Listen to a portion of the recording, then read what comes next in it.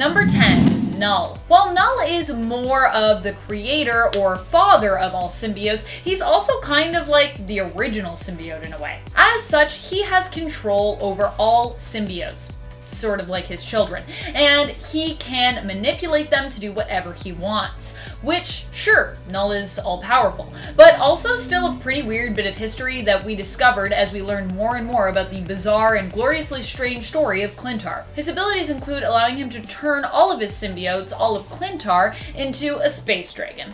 Yep. Don't get me wrong, I'm not complaining, just acknowledging how amazingly spacey and strange he is. He also managed to use his symbiotes to merge with the Silver Surfer for a brief moment, likely plotting to use the Silver Surfer as his very own symbiote herald. Oh man, Null definitely needs some symbiote heralds. That is a story I would read the heck out of. Number 9. Agony. Agony is the forced offspring of Venom, who was also modified by the Life Foundation. While Venom has been known to have somewhat acidic powers, Agony took this ability one bizarre step further, possessing the ability to spit acid harmful enough to actually melt human flesh. But it doesn't stop there. Agony also possesses the weird and unique ability to absorb substances and then reuse them itself, like Spider-Man's webbing. Number 8. Magic Venom. This whole thing doesn't make a ton of sense to me, to be honest, though the abilities, I guess, can be explained away by being connected to magic? During the War of the Realms, Eddie Brock got to create his own version of Venom when he was gifted a Dreamstone by a dark elf witch. After he accepted it, the witch revealed that Eddie would now have to serve and fight for her ruler Malekith. Haha, gotcha. But of course, Eddie didn't want to, so instead, he chomped off one of her arms. That whole interaction was pretty weird, because, I mean, obviously, he's just gonna bite off one of your arms. What do you think was gonna happen, witch? And Eddie then used the Dreamstone, which can make your dreams come true, to create a new version of a magic Venom suit, which was also pretty strange.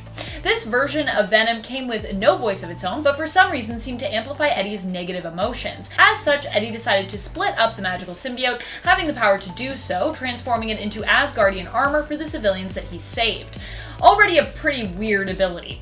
He could also control weather with the symbiote, because I guess dreams and magic? Number 7. Hope Summers. Hope Summers is one of the most powerful mutants in all the 616 universe. Or is it the Prime universe now? I can never tell anymore. Hope was born at a time when no new mutants were supposed to emerge and unleashed a psionic blast so powerful it destroyed Cerebro. Was this psionic blast explained? Not really, but let's move on. It was later explained that Hope has the ability to mimic the abilities of mutants in her general vicinity, and is also able to boost the abilities of those around her. Mimicry is a pretty straightforward ability, right? So where does all this other stuff come from? Like, remember the time when she cured Rogue of the uncurable Strain 88 virus? Or remember when Rogue's touch could kill anyone, but it didn't kill Hope, she could just carry her around normally? And she's also undetectable by Cerebro, so is she even a mutant? I don't even know anymore. And at number 6, Deadman. Boston Brand was one of the greatest trapeze artists of all time, and would captivate audiences under his stage name, Deadman. Unfortunately, during one of his routines, Boston was murdered and then resurrected as a ghost with the powers of possession. Using these powers, Boston, now only referring to himself as Deadman, attempts to solve the mystery of his own murder. Now, see, I love Deadman. I think he's a very unique character, and the stories he's involved with are really cool. However, sometimes his general power of possession gets a little muddled. As a ghost, he should be able to jump into whoever he wants, right? But no, he has a lot of restrictions. If somebody is already being mind controlled, no. Has magical power, no. Or someone who has a really strong will, no. So why does this happen? I know he needs obstacles in order to be a good character, but there's never a definitive reason as to why he can't possess these kinds of people. I mean, like, okay, hear me out. What if he tried really hard? Like, harder than he's ever tried before? Like, would it work? I don't know, you gotta tell me, DC. Number 5, Toxin. As its name implies, Toxin has the unique power of toxic fangs. While Venom itself seems to sometimes be able to produce acid, these toxic fangs and the toxic bite that it comes with seem to be a power that doesn't really come much from anywhere specific that makes sense. Symbiotes obviously possess their own power set due to their unique physiology, but when we were originally introduced to symbiotes, it was implied that unique abilities were actually cloned from those that they had bonded with previously. making Toxin's bite kind of an odd one, because where does it come from? But then again, many of the other symbiotes have also appeared to have unique abilities, so maybe this is just a thing and we just learned about it later, and so symbiotes can be born with, or I guess develop, unique abilities just all on their own? And you might be thinking, like, maybe it does come from one of Toxin's parents, or Toxin's parent symbiote, but his parent symbiote was Carnage, so I don't know. What is that? Number 4, Carnage. Speaking of Carnage, I mean, the longer a character's history, the greater the chance that things might get pretty out there for the character. Like when Carnage and Venom randomly displayed the ability to travel through the internet in the 90s. But one of the other crazier abilities we've seen is the ability for Carnage to control another person's mind. And I'm not just talking about the usual back and forth bonding here between symbiote and host, though I feel like Cletus and a symbiote, when we're talking about Carnage, are really a combo team. No one is really vying for control. The decisions they actually make together, and those decisions are both equal parts theirs. Whereas Venom has always said, "We are Venom," implying some independence between Brock and his symbiote, Carnage always refers to itself as one single entity, fully merged. I am Carnage. What I'm talking about here is what we've seen with Carnage both in Volume 1 and later in Volume 2, when it recovered these powers, exhibiting the ability to control or influence others' minds. It almost completely took control of Stark's mind and suit in Carnage Volume 1, Issue 5, which we've seen other symbiotes do this, but it's not a power you see very often. Where does it come from? Why does it exist? Because it comes from Null? Number 3, Sleeper. Another symbiote that possesses unusual chemical-related powers is Sleeper. Sleeper is another offspring of Venom.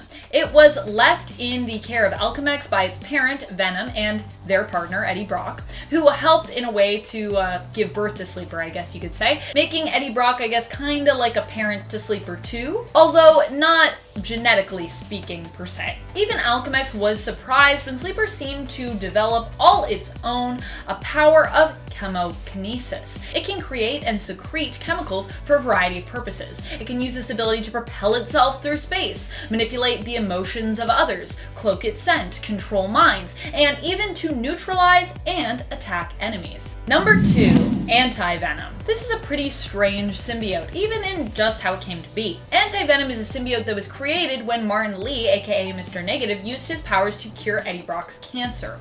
But for some reason, his power bonded with the remnants of Venom that still lingered within Brock and created a new symbiote known as AntiVenom. Being that this symbiote was created in such an odd way, some unique abilities made sense. It had been created after bonding with Eddie's white blood cells, so of course it had immense healing and cleansing powers. But it also for some reason had immunity to the usual weaknesses of a symbiote.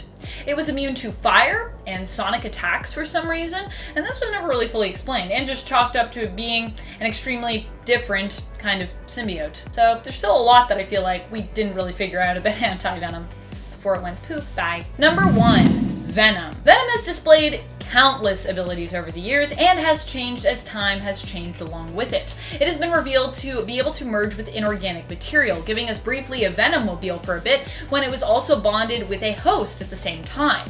The Venom symbiote actually can seemingly bond to anything, including a dinosaur in the Old Man Logan universe. It's learned how to grow wings, has immunity to Ghost Rider's penance stare for some reason, maybe because it was once bonded with Ghost Rider, has access to a pocket dimension, can camouflage itself, and can travel through telephone lines and also travel through the internet. But one of the strangest powers was revealed during the time it spent with Flash Thompson as Agent Venom in outer space during the Space Knight series. At that point, it was revealed that after being cleansed, well, partially cleansed really, as it would later turn out, it could hear the voice of the universe, which gave it kind of like a galactic SOS radar, allowing Venom to sense when planets were in danger. Yeah, entire planets. Probably one of the most out there powers that we have seen it display. Spacey powers are always so weird and out there. They're great. Are you guys a fan of Space Knight? Let me know in the comments. Number 10, Mr. Mitzelplick. Mitzelplitlick. Mitzelplitlick? Pitlick?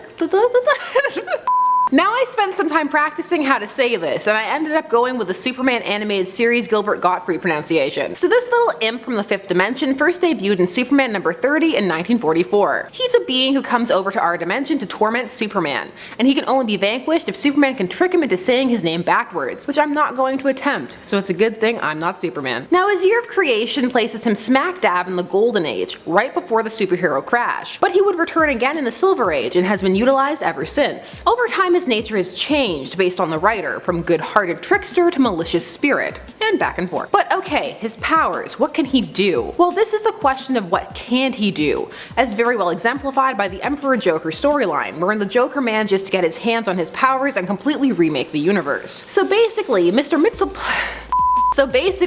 Only Consonants in his name has an unlimited power source, and he can warp reality in any way he can imagine. Now how he does this varies. Sometimes it's just because he comes from the 5th dimension, and their reality is so beyond ours in comparison that it makes him seem godlike. Other times it's using their advanced tech, but it's usually the dimension-based perks. Also, he needs no sustenance. In the 5th dimension, no sleeping or eating. No wonder he has so much free time to torment Superman. I tried, I legit practiced, and I'm still just like blah, blah, blah, blah. Number 9. Dr. Light. Dr. Light, the first one, Arthur Light, even though it was retconned that he was the second one, even though he appeared first. Comics. He first appeared in Justice League of America number 12 back in 1962, and at first he was a fairly standard villain. He would fight the Teen Titans a lot and use light manipulation. The thing that vacillates with him is what type of villain he is. I mean, back when they used him. His character was essentially ruined in Identity Crisis when he was suddenly turned into a rapist, and now a lot of writers don't even want to touch him. So back to his powers. How exactly does he use light?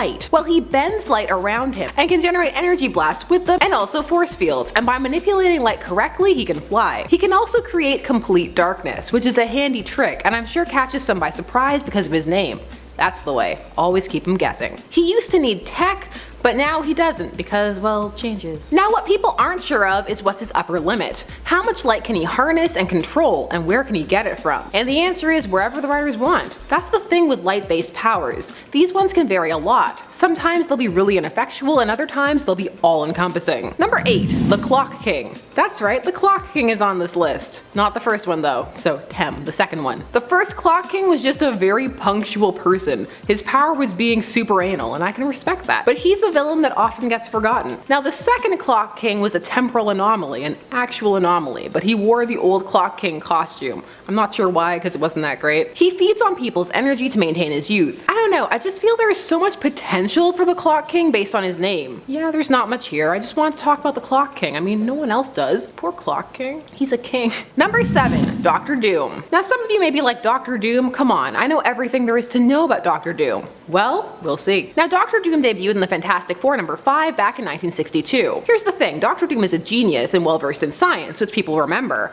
but he's also skilled in sorcery, because he has none of that drama about, oh no, science versus magic. No, he's like, both exist and I will master both, for I am Doom. He was also taught by aliens in the art of being able to psionically transfer his consciousness into another with eye contact. And of course then there's his armor. It's ridiculously augmented. It augments his strength, stores energy, food, water, just all of it. Oh, also, he has diplomatic immunity. That's kind of a power, and Doom definitely uses it that way. Number 6. The Juggernaut. Now when people think of the Juggernaut, many will think of the memes, the glorious Juggernaut memes. The Juggernaut first appeared in the X-Men number 12 back in 1965, and many forget that he got his powers from the Sidorak gem, which has empowered him with magical abilities and strength. He is an immortal avatar for that entity. He can generate a mystical force field, which makes him nigh invulnerable to physical damage at least. The helmet is for something else entirely. That's to protect him from psychic attacks, especially from his stepbrother Charles. That's right, Charles Xavier. Over time, he has gained more and more access to the gem's powers, so watch out. Moving on to number 5, Venom Hulk. Once upon a time, the Venom symbiote bonded with the Hulk, upgrading Bruce Banner from regular Hulk to one with all of Venom's abilities.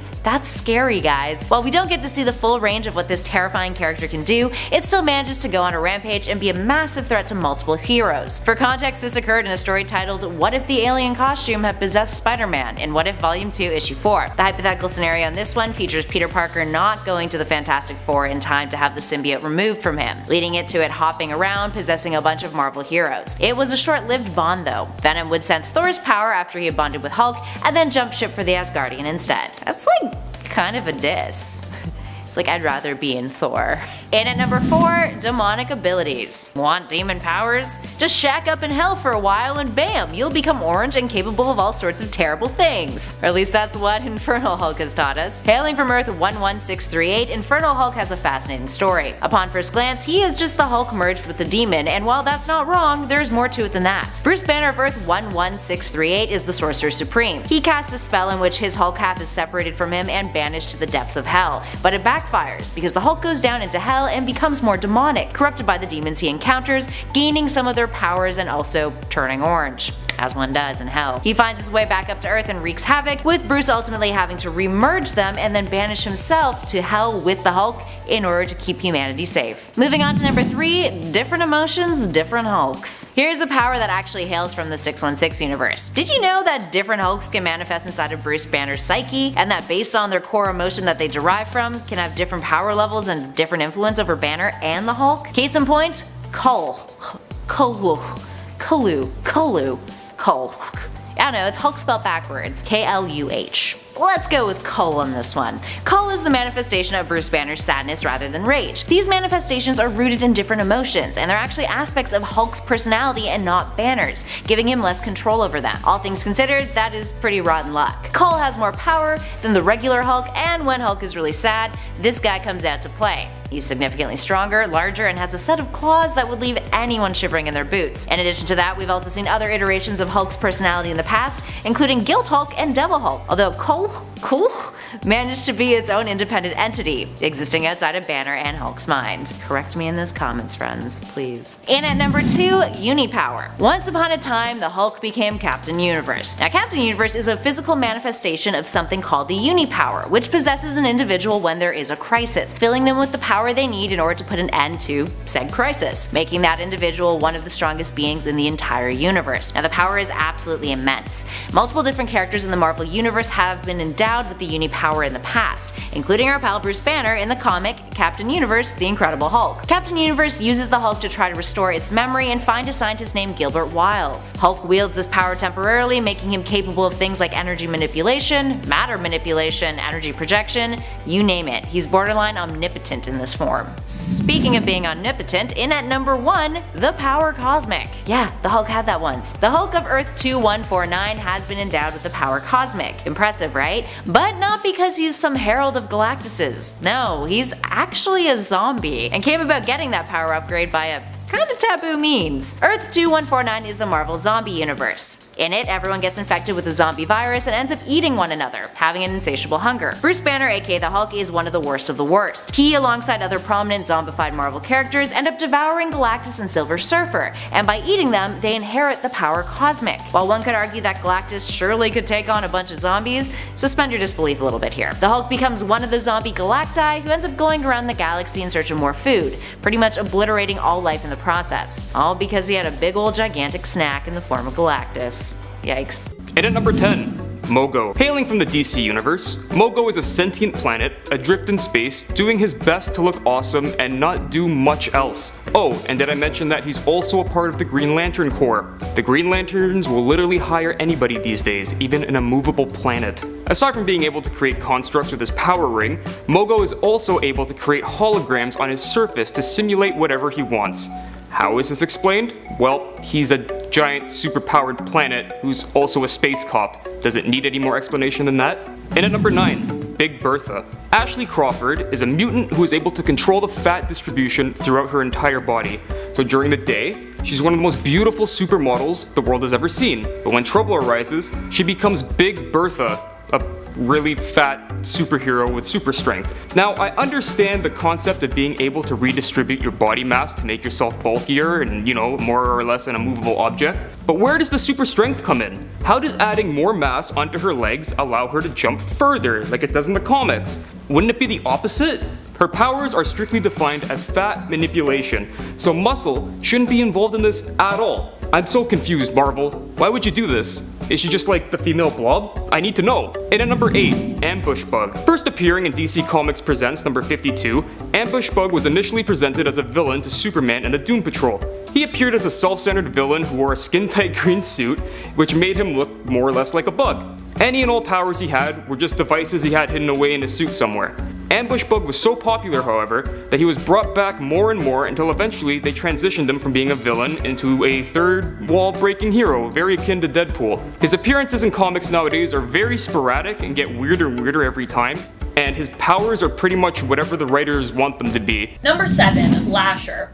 What's weird about this one is Lasher actually exhibits a less refined version of a power that the Venom symbiote attempted to exert earlier on. Okay, so I'm not going to lie, this one is just as interesting as it is strange in terms of symbiote history, which is kind of why I selfishly wanted to share it with you guys on this list. But it is additionally and also fairly outlandish and odd power, so it also belongs here as well. Lasher is a forced offspring of Venom, whose creation was manipulated by the government and the Life Foundation. Lasher's weird power as a result of that is that it can bond with 2 hosts, though one host needs to be less sentient or non-sentient in order for it to work. This is interesting because it is originally a power that Venom attempted to flex when it sought to bond with both Peter Parker and Eddie Brock at the same time.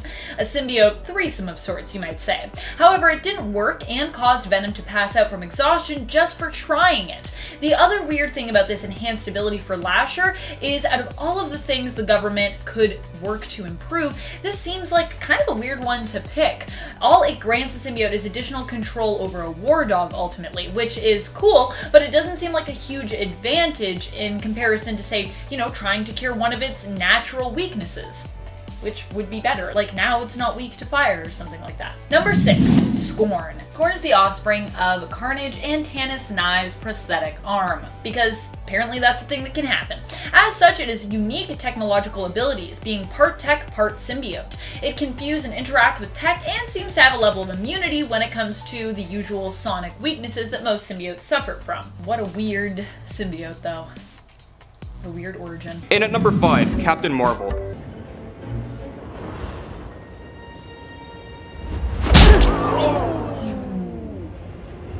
Carol Danvers used to have a pretty refined power set. Her body was altered after an explosion caused her DNA to be spliced with that of Kree alien DNA and Mar-Vell's. Danvers gained superhuman strength, endurance, stamina, and flight, and she became the first Ms. Marvel.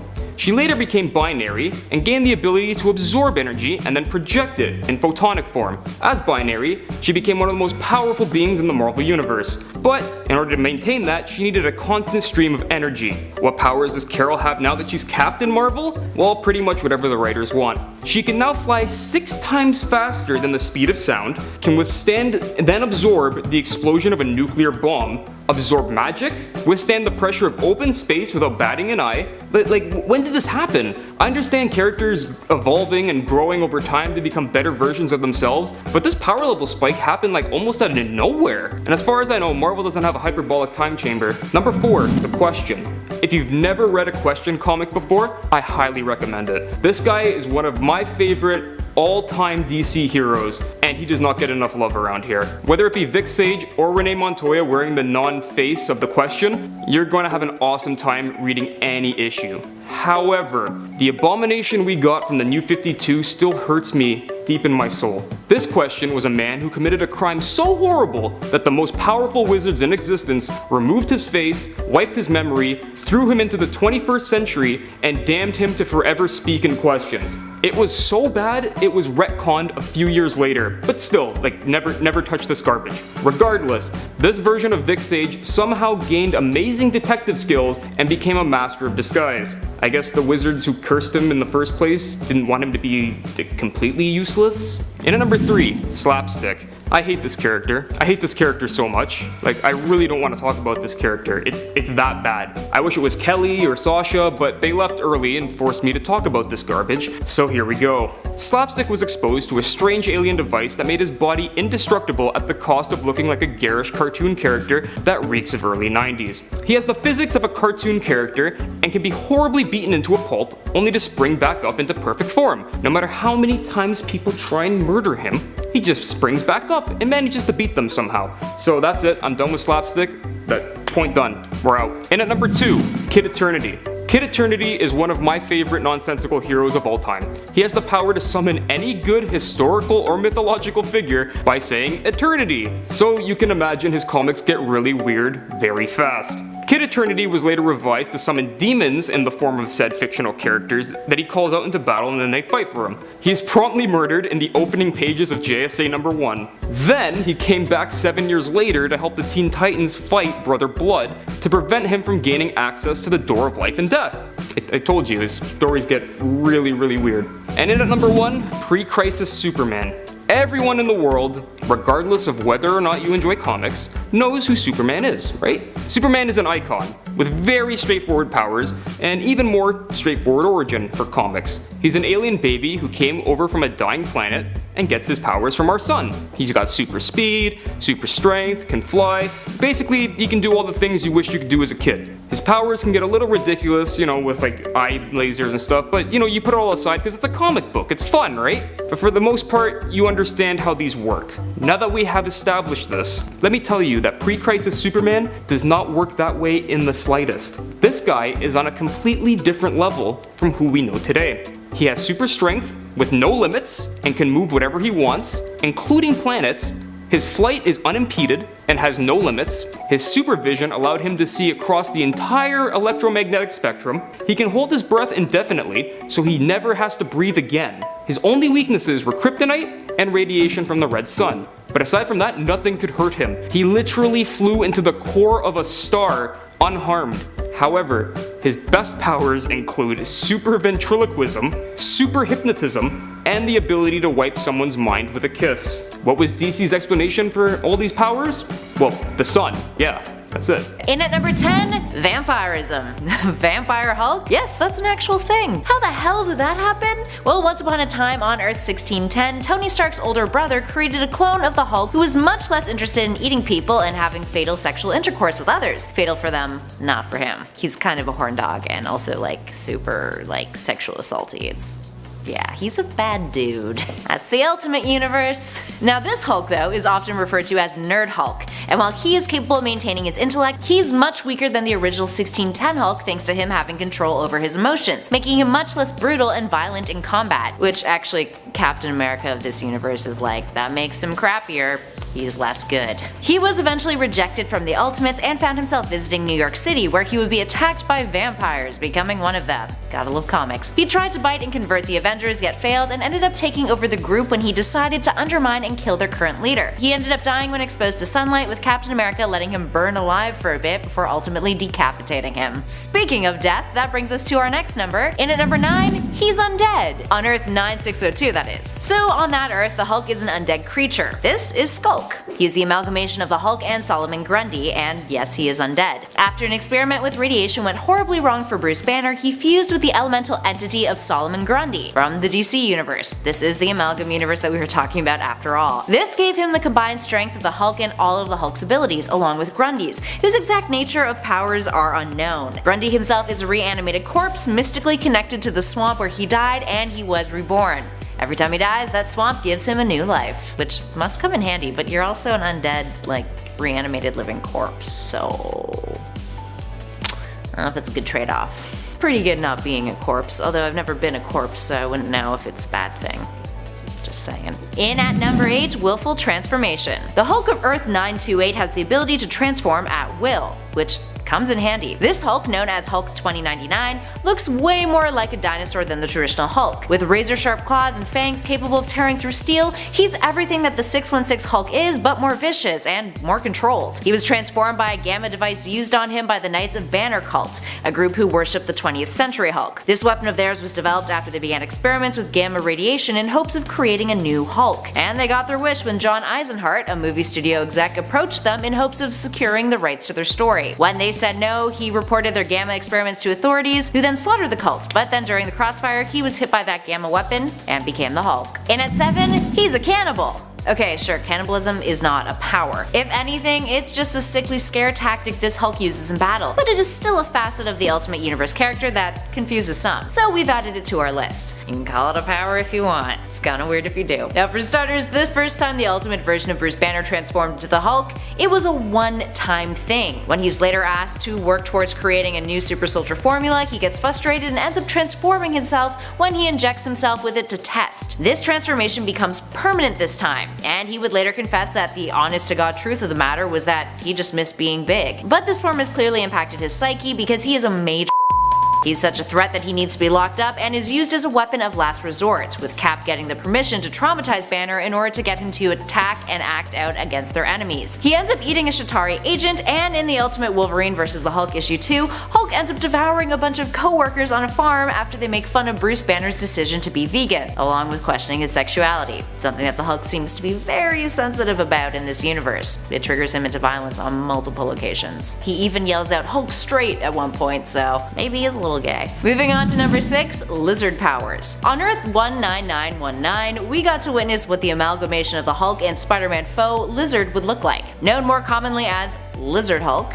apt. This version of Bruce Banner has been infected with the spider virus in Spider Island issue 1, when the Spider Queen took over Manhattan. Lots of spiders. In order to rewrite the spider's DNA and remove the Spider Queen's control, Hulk and other heroes went under procedures to alter themselves. Now for Hulk, this was being injected by the Lizard's serum, which transformed him into the lizard-esque version of himself. It also gave him the abilities that Curtis Connors of Earth 616 has, including wall crawling, a faster regenerative healing factor, a tail that he can detach and then regrow, fangs and claws, and lastly, the ability to telepathically communicate and control forms of reptilian life within a 2-mile distance. Number 5, Tag. Okay, I actually kinda wish I had Bryan Cruz's power. It just seems like the perfect chaos creating ability. Tag's ability, known as the Pariah effect, allows him to use a form of telepathy when he touches someone that causes the target to emit a psionic signal, which would make them a target for others to run away from or to run towards. Whichever way people would run, they would do it while being fully aware of what they're doing, but unable to control themselves. If they were being controlled to run away, they would continue to do so until they were about 100 feet away. But if the signal caused them to run towards whoever it is, then they would dogpile on top of the target. What's strange is that he could also control who was affected by the ability, like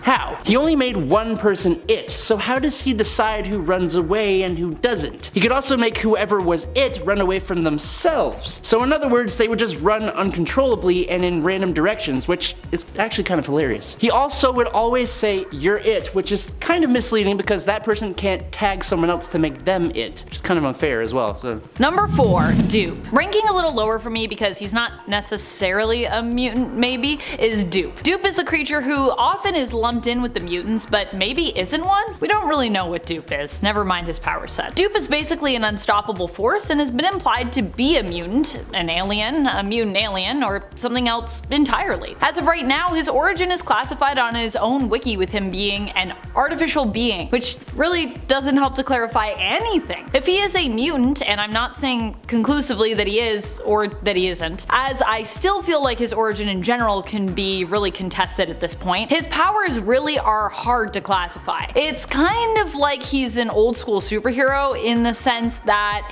he seems to have powers for whatever task he needs to accomplish at the time, including resurrection, the power of funk, love eyes, breaking the fourth wall, moving between panels, and even magic. Dupe has been spotted seemingly fighting alongside the mutants as recently as the AXE Judgment Day event, implying that he is at least allied with Krakoa. For those of you that don't think he's a mutant, I still kind of think he might be.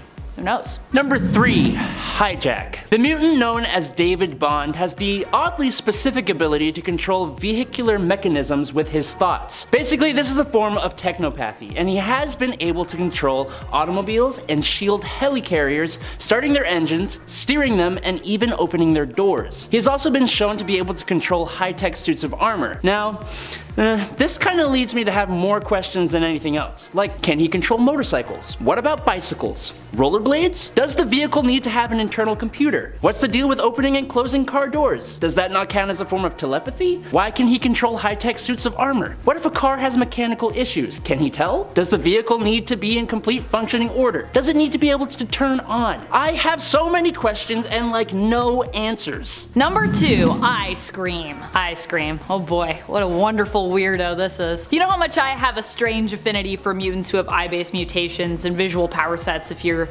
you know, usually on this channel, and if you are usually on this channel, you should subscribe if you aren't already. But despite the I in Icecream's name, he is not one of those. Instead, his mutant power seems to be that he can turn himself into ice cream. Get it? Icecream. He's only appeared once, I believe, in the comics, making a singular appearance in a strange comic in and of itself from Marvel, Obnoxio the Clown, issue number 1. In this weird single issue, Obnoxio is a clown and he's employed to act as entertainment for a surprise birthday party at the X Mansion that is being hosted for young X-member Kitty Pryde. While this is going on, Icecream, a villain, also appears and sneaks into the mansion, hoping to coordinate a stealthy attack on the X-Men. Instead, he ends up attempting to get Obnoxio out of the way, which he kinda succeeds in, only to later be captured in a block of ice, because he can turn into ice cream. What I want to know is, what was Icecream's plan of attack with his power set? Is anyone on the main team featured here lactose intolerant? Was that his plan? I have to know. Number 1. El Guapo. Tell me that someone, thanks to genetic mutation, can fold space or speak binary code or always win, and I'll look at you sideways, but I'll nod and walk away. But you tell me that some guy named Robbie Rodriguez, thanks to a genetic mutation, has no actual powers of his own, but instead has a symbiotic relationship with a superpowered flying skateboard, which followed his mental commands and sometimes even seemed to have a personality of its own or acted on his subconscious thoughts. I'm sorry, I'm out. I'm done. Where did the skateboard come from? How did he discover this ability? When did this mutant power activate? Can he do this to other skateboards or inanimate objects in general? You can't just give someone the most unique and insane mutant ability and explain none of it. Number 10. Sonic Flight. Even with Sean Cassidy's accepted superhuman vocal stamina, this ability appears to be an odd one that doesn't really make a ton of sense. Banshee can produce a sonic scream, which he can use as a form of sonar, to injure those he fights with in battle and to shield himself or others, or disorient his enemies. Sure, that makes sense, but he also uses his sonic scream to fly, which would make sense if he were just using the ability to say, fly up to the second story of a building. But he has used this ability to fly longer distances as well, like over the ocean and stuff. However, in order to remain altitude and stay in the air, he has to keep screaming. So wait, how does he breathe? Well, we know he has enhanced vocal stamina, but this still doesn't really explain long trips. The answer is that he uses a winged gliding suit that allows him the time he needs to apparently breathe. However, without his winged gliding suit, his sonic flight powers would be pretty much useless. So yeah, kind of a weird ability. Number 9. Tentacles. Tentacles. Not to say that tentacles are inherently bad, by the way. They aren't, but what they are is kinda random, especially in this case. The tentacles I wanted to talk about here were Callisto's random tentacles. Callisto never really had tentacles until the early 2000s, but where did they come from? After all, she was introduced in the 1980s without them, and they just kinda seemed to appear one day. Mask was to blame for this alteration to Callisto's look, though she still had her famous eye patch at the time. She has never lost that, by the way. Mask gave Callisto tentacles to torment her. After he was defeated once more, she decided to actually keep them instead of be changed back. Not because they were useful, but because she refused to bargain with Mask anymore, so she just decided to accept them. She was like, I'm cool with these tentacles. The super weird thing is, although they were not a mutation of her own, they still disappeared along with her powers during the events of M-Day. Huh? Number 8. Superpower Manipulation. This is one that people can't seem to wrap their heads around because, well, it's just too overpowered, and why Hope Summers isn't utilized in the comics as often as someone of her power level could be, or maybe should be depending on your opinion. Superpower Manipulation is a weird one because it basically isn't a power that has any inherent weaknesses attached to it. You can do whatever you need to with that power. The possibilities are pretty much endless. In giving Hope this power, they created something virtually undefeatable, but when we read comics, the struggle is what we usually most enjoy exploring and reading about. So from a writer and storyteller context, this makes Hope's power a hard one to feature and use in comics, which is why you might notice stories that involve her don't usually focus on her insane power set. Number 7. Unlimited Magics. I feel like people often forget that Ilyana Rasputin's real mutant power is teleportation. She's a teleporter. And yet we all get more wrapped up in her magical abilities, her soul sword. Magic actually only has such powerful magical abilities because she was kidnapped by Belasco when she was very little, which is pretty weird. Just because she was tied to Limbo through her teleportation powers, where Limbo is basically a stepping stone for her while teleporting, she now just has unlimited magical power? Huh?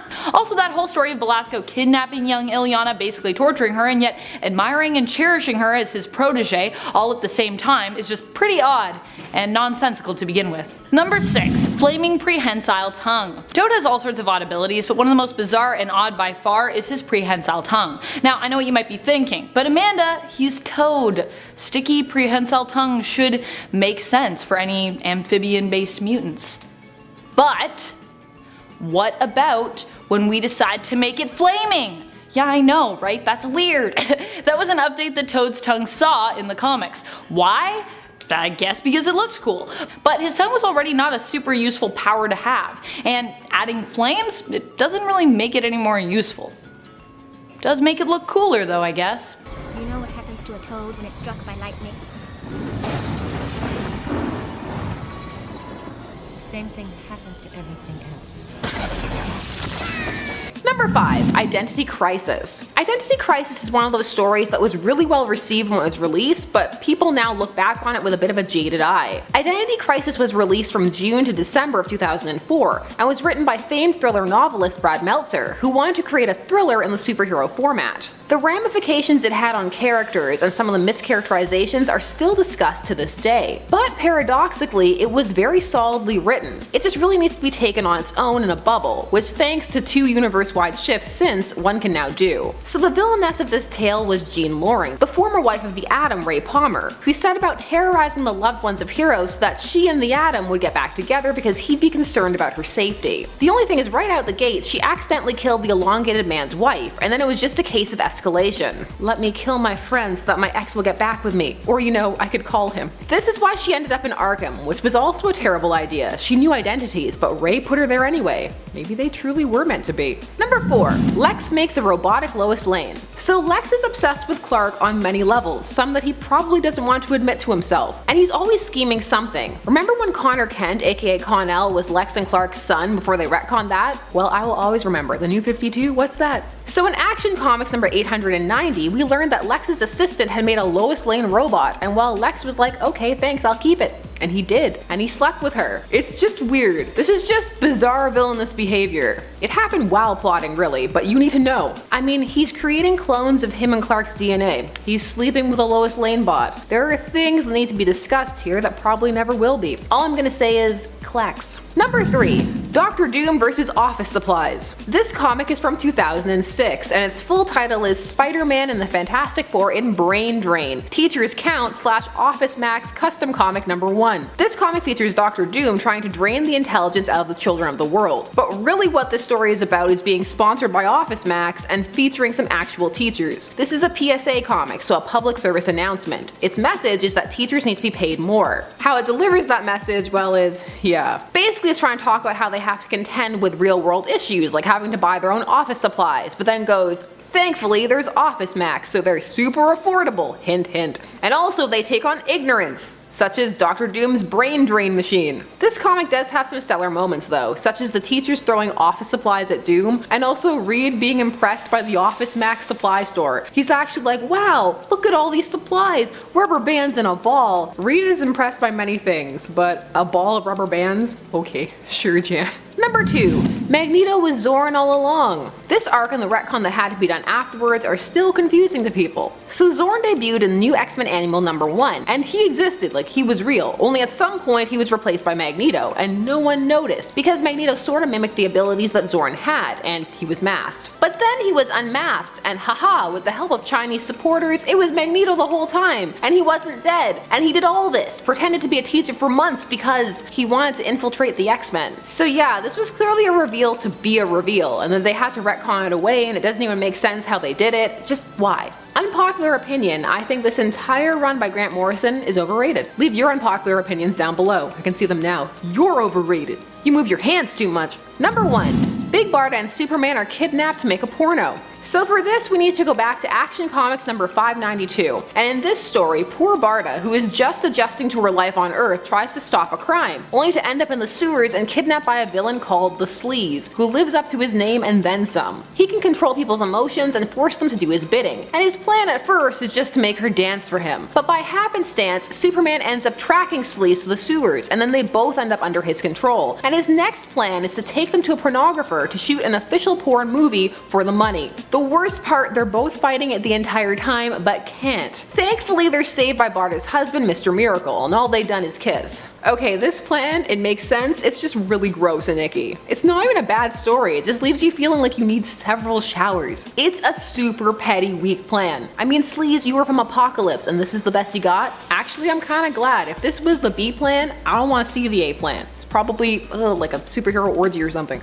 Number 10, Tuka the Knower. Tuka is a strange new character who I kinda love. Their powers are very interesting and unique. Tuka in essence knows the location of everything and anything. Being considered as an Omega level mutant, as so many are in Arakko who sit on the Great Ring, Tuka resembles a night sky, looking like a sheet covered in stars with fabric that's made up from the cosmos. So cool! Tuka's powers also might not seem so great in the sense that, you know, spatial awareness, while useful, isn't exactly considered powerful even when it's on a cosmic and universal scale, possibly even multiversal. Although the amount of times I've put down my phone and not known where it is, when it's even in my hand, I feel like having someone like you could just be like, yo, where's my phone? And they could be like, no, it's right there.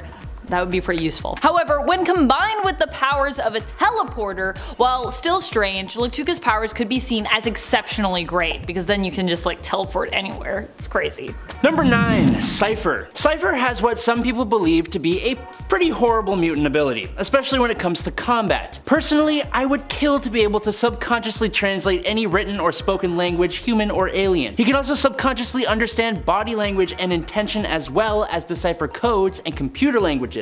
After he was resurrected, and also so Marvel could make him actually useful, everything he sees is interpreted into language, basically making him able to read life. Everything I just said is strange enough, but I can wrap my head around it to some degree, I guess. But don't you dare sit here and tell me that this man can speak binary code. In New Mutants Volume 3, number 14, a guy operating a mech comes upon Cipher during a battle, and Dougie Boy speaks to the mech saying, "Hello, you don't have to do this. You know, I can set you free, show you how to think for yourself." The dude operating the mech understands him, since he's speaking English, but for some reason, the mech, which isn't artificial intelligence, also understands him, boots the operator out, and begins talking in zeros and ones. What? Number 8, Manifold. If you thought Tuka was an interesting character, wait till you hear about Manifold. Although with Tuka being newer, you may already know of Manifold, because Manifold's been around for a while. But do you know how exactly his powers work? That is what is so cool, but can also be kind of confusing. Manifold is seen as a massively powerful teleporter, but the interesting thing is he actually isn't. I mean, he is really powerful, but he's not technically a teleporter. Instead, Eden Vessi's mutant powers are based in communication, specifically communication with space. He is considered a universal shaper who can basically communicate with the universe over 616 and ask it to bend and fold for him, which is how he appears to teleport himself and others such great distances. But really, it's just talking. Number 7, Thumbelina. Christina Anderson has an ability that quite a few characters in comic books have. That would be the ability to shrink. Thumbelina can reduce herself down to about 1/4 of an inch tall. That ability is perfectly fine in my eyes. Like I said, lots of characters can do this. My problem with Thumbelina, and also some other shrinkers, is how the heck do they retain their full-size strength when they get smaller? Or in Thumbelina's case, how the hell does she get stronger when she shrinks? I'm sorry to try and bring physics into any debate about superheroes and their various powers, but it makes absolutely no sense in the laws of physics that someone who is smaller can be more strong than they were when they were regular size. Ants, for example, if they were the size of a person, they would be insanely strong, as they are able to carry 20 times their body weight. So that's like an average person being able to carry like a small SUV or something. But since ants are so damn small, that means they can carry like a leaf. or something. Thumbelina should not be able to knock someone out when she is a quarter of an inch tall. I'm sorry, that's all I gotta say. Number 6, Iska the Unbeaten. Iska's powers are really cool, don't get me wrong, but how does it work exactly? I feel like we still have a lot of exploring to do with this character before we can really firmly answer that question. I've been reading Iska since she came into the comics and I'm still confused. Iska made her first appearance during the 2020 X-Men series, appearing in a tie-in issue to the X-Men crossover event 10 of Swords, which I still personally hold a great fondness for. As such, I also hold a fondness for this character, the sister-in-law to Apocalypse through his mutant wife Genesis. Iska is a mutant of the long-lost mutant island of Araco, and her powers allow her to always win, but sometimes they also force her to always win, like against her will, and then other times, betting against her even can affect the result of a contest, even if she herself isn't involved in that. How does that work? Her powers also do not just extend to physical fights, but all means of competition. So like, if you're, I don't know, doing a coin toss with Iska, she gotta win. Number 5, the Psycho Pirate. That's right, the Psycho Pirate is getting airtime, just like the Clock King. Reppin' the B Squad, or rather, the D Squad. Harsh, some people are gonna be so mad, they're like, how dare you, they're the A Squad. We're gonna be talking about the second Psycho Pirate, Roger Hayden, who first debuted in Showcase number 56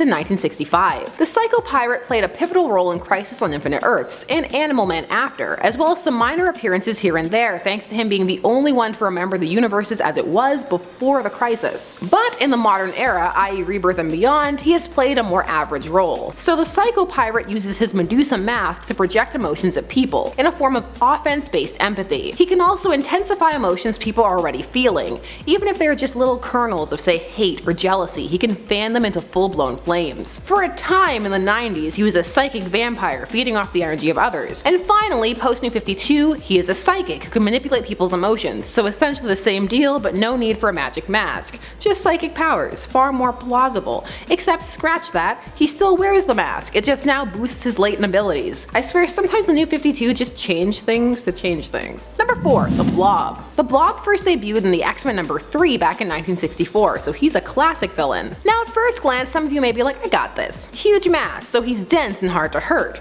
but it goes beyond that. He has elastic skin that is harder to penetrate, though it's not impossible, and he is resistant to projectiles like guns, and in some extreme cases has even bounced small missiles off of himself. An ability that doesn't get a lot of airtime though is his ability to manipulate his personal monodirectional gravity field, which can make him pretty much immovable, and the only person who's moved him when he's like this is the Hulk. And by that I mean like outright lift. Other people have found other ways, they've levied pulleys, levers, physics. He's also actually very fast and agile, so don't judge a book by its cover. His powers were gone, but they're back now, so don't worry about it. Number 3, Parallax, or as I like to call him, the we need to make Hal Jordan sympathetic again plot device. So Parallax first appeared as Hal Jordan in Green Lantern Volume 3 number 50 in 1994. This was Hal's evil persona after he snapped after the destruction of Coast City and killed the Core, snapped Sinestro's neck, the whole thing.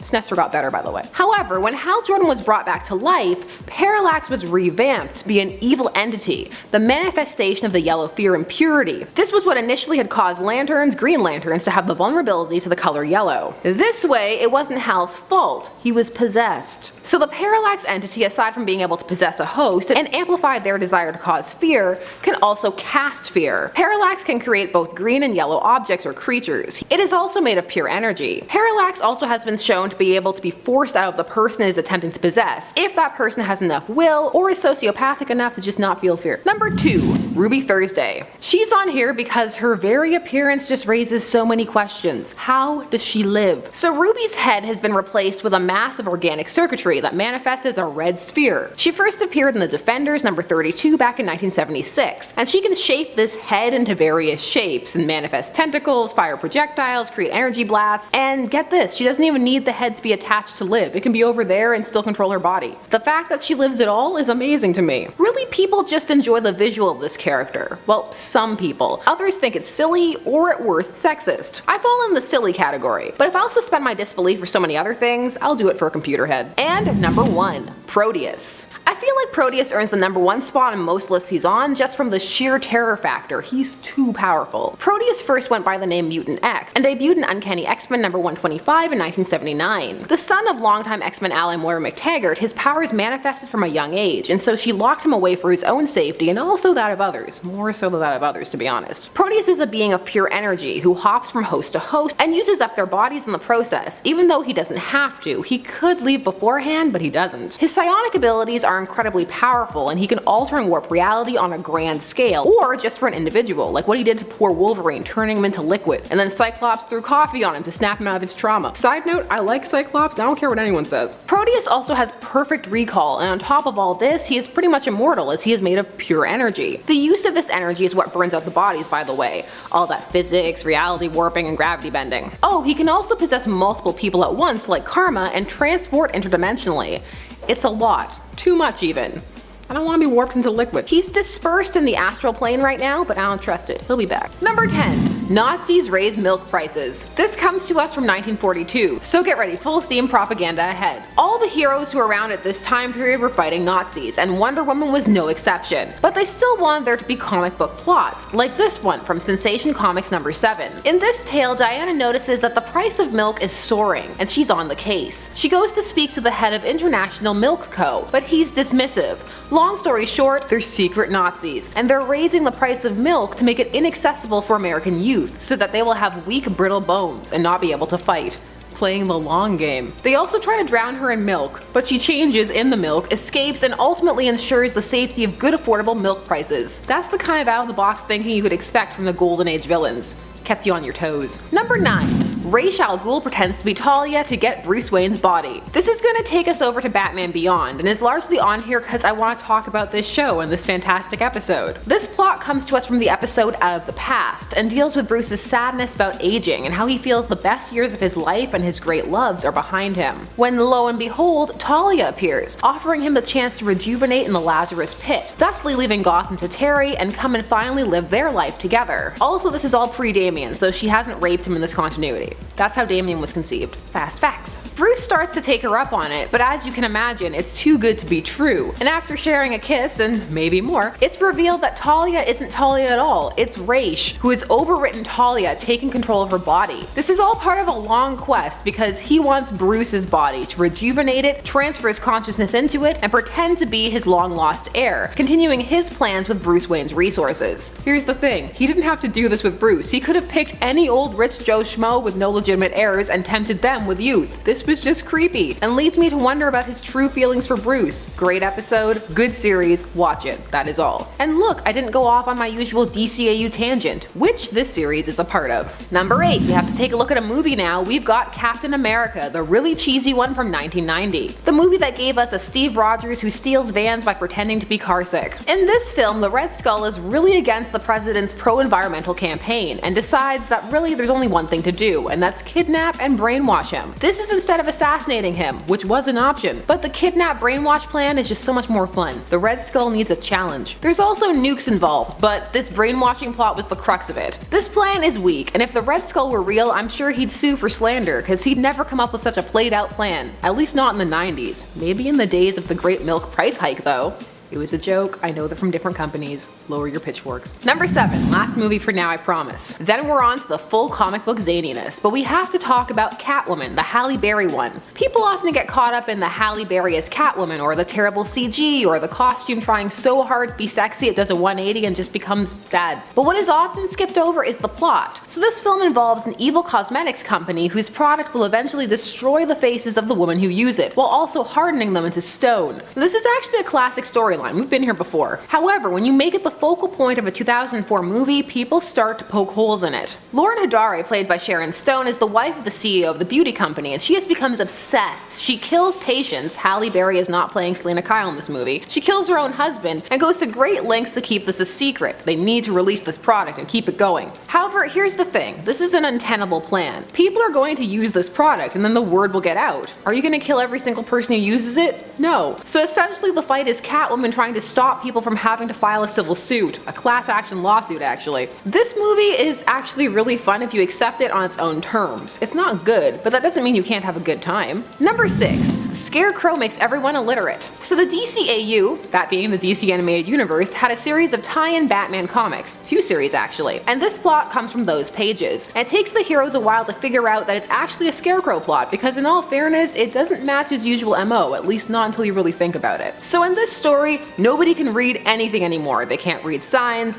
books, nothing, and society just instantly collapses. Train conductors can't run trains, people can't follow road signs, pandemonium. The thing with this plan is that it takes a very loose look at illiteracy, like people can't understand symbols of any kind or things that were color coded. Nothing. It's just a bit of a stretch. They can't even take money out of an ATM. All they're seeing is bizarre symbols. People are dying. They call it the illiteracy disease. This story was 2 parts. On the second cover it has Robin cowering in fear of road signs. The thing with this one is, well, it's just not accurately labeled. It makes for a fun story, but you really have to suspend your disbelief, which I'm 100% willing to do. Way to go outside the box, Scarecrow. That's good thinking. Number 5. Eggs. There's a few occurrences of this with mutants. Angel Salvador has this ability due to her insect physiology. It doesn't really do much as a power for her, it's just part of the way that she reproduces. Though it is pretty creepy and a little gross. But then again, so is most stuff involving the creation of new life, am I right? One of the other now remarkably famous mutants who have had this weird ability? Gold Balls, who now actually goes by the name Egg. He actually changed his code name due to the revelation regarding his powers. Originally, we just thought Gold Balls emitted gold bouncy balls out of his body, which seemed pretty odd and well, kinda useless. But then we realized in the events of Dawn of X that these gold balls were actually infertile eggs, which is also kinda useless. Unless, that is, you have the other 4 insanely powerful members of the mutant group known as the Five around you. When matched up with Elixir, Tempest, Hope Summers, and Proteus, Egg's abilities revealed themselves as being mighty useful, as together the 5 can combine their power sets in order to resurrect any of their fallen comrades. Still weird, but also kinda now amazing? Number 4. Aviation. The power of aviation through non-telekinetic means, that is. Most mutants that can naturally fly usually have this power as a result of a physical mutation. Some are simply granted wings, like Angel or Pixie, who otherwise find themselves looking like a standard human exteriorly, but some find themselves with a full-on bird-like mutation, like Beak. Beak's aviation mutation, depending on the artist, can leave him looking pretty all-out freaky. He's either drawn like a full-on bird person, or sometimes like a hybrid bird-human. His aviation mutation barely even gives him flight abilities as well. He isn't great at flying, but he can manage to do it for very short distances if he really tries. So why does he look like a bird then? It's not really useful. Number 3. Hollow Bones. Speaking of flight-related mutations, one common trait that you'll see presented as a power or a perk is hollow bones. Angel and Beak both have hollow bones. What it's supposed to help with in regards to those mutants is help them accomplish the ability to fly. And I mean, usually it does by making them significantly lighter, but also hollow bones sound like something terrible to have in the midst of a battle. Somehow Angel has been presented as being very durable, despite the fact that his hollow bones have to exist in order for his flight powers to work and make sense. But if his bones are hollow, then shouldn't punches from foes with super strength cripple the poor original X-Men team member? Like what? My only regret is that I have bonitis. Number 2. Become Icecream. So far we've only seen this very specific mutant power once, and only in one single issue, and not even an issue of X-Men either, but instead Obnoxio, the Clown's own series. One issue series. The mutant who possessed this ability? Icecream. Yeah, I'm not kidding. I know, a very original name. Icecream. Icecream used his abilities to infiltrate the X-Mansion, planning to put an end to the super team because their abilities made him feel ridiculous by comparison. I mean, I don't blame him. How he expected to accomplish this, however, with his power set being so useless, well, I have no idea. Number 1. Love Eyes. In all new Dupe, we gotta learn even more about Dupe's capabilities. Well, we don't really know what Dupe is still exactly. He has been a member of the X-Men, and hasn't been confirmed either way in regards to his mutant status, or, well, any other status for that matter. We don't know if he's an alien, or if he was made in a lab, or what's really going on with him. None of it's really fully been confirmed. What we do know is that he has a slew of insanely powerful and ridiculously cartoonish abilities. One such ability is Love Eyes, which seems to have no real specific purpose. Kitty Pryde suspected that he was using his love eyes to try and enchant her, casting a love spell on her, but Dupe claimed that they're just how he shows affection. Ineffective love spell or just a weird quirk. Either way, they're pretty irrational. Thank you so much.